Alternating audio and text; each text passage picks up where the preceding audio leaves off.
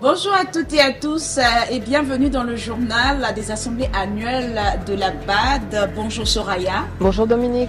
Il faut dire que le Centre international de conférence de Kinteli à Brazzaville en République du Congo abrite du 25 au 29 mai les assemblées annuelles de la Banque africaine de développement qui se tient sur le thème principal mobiliser à grande échelle le financement du développement de l'Afrique dans un monde fragmenté. Alors pour rappel, hier lors de la première journée, il y a eu une réunion du bureau du Conseil des gouverneurs, séance à huis clos, et également une réunion du comité directeur mixte du Conseil des gouverneurs à huis clos également.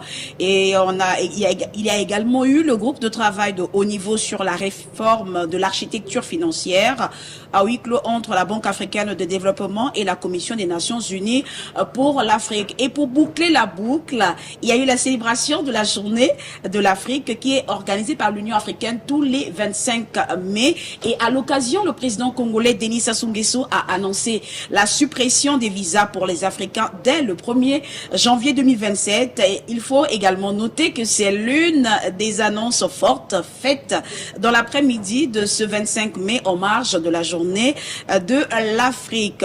Alors, l'événement a également été marqué par le discours du président de la Banque africaine de développement, le Dr Sidi Ould Tah, qui a rappelé les grandes étapes de l'institution. Également, un plaidoyer fort en faveur d'une accélération des investissements dans la jeunesse, les femmes ainsi que les infrastructures hydriques et énergétiques.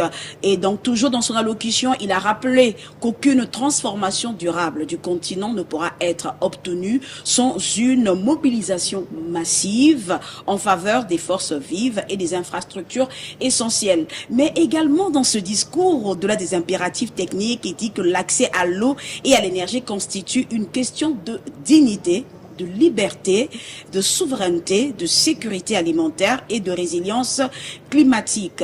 Il a également refusé qu'une lecture stricte déficitaire du continent. Il a rappelé de reconnaître les avancées enregistrées depuis les indépendances. Donc je paraphrase, il dit que si nous nous concentrons seulement sur ce qui ne va pas, nous allons passer à côté de ce que l'Afrique est déjà. Alors Soraya, avec vous, on revient sur la deuxième journée, notamment ce 26 mai, l'agenda. Alors, au programme, Dominique, ce 26 mai, nous avons premièrement la cérémonie d'ouverture qui se tient actuellement. Nous avons le panel présidentiel.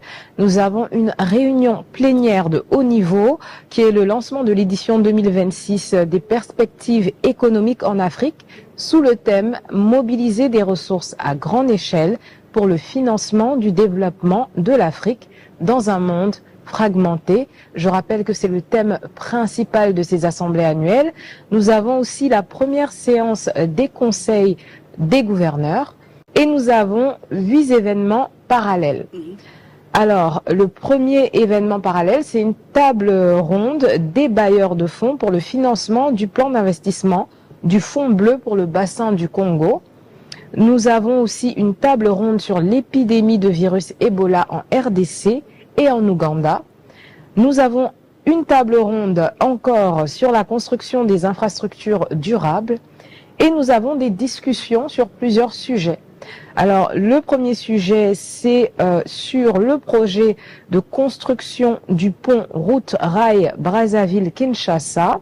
Très attendu, oui. Très attendu. Sur les fonds souverains africains comme catalyseur du développement des marchés de capitaux.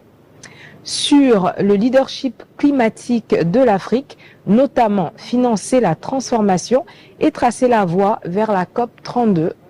Nous avons des discussions sur la science au cœur du développement durable avec le rapport d'évaluation du bassin du Congo 2025 et nous avons une discussion sur la mobilisation des institutions africaines de financement du développement et les capitaux à l'appui de la mission 300.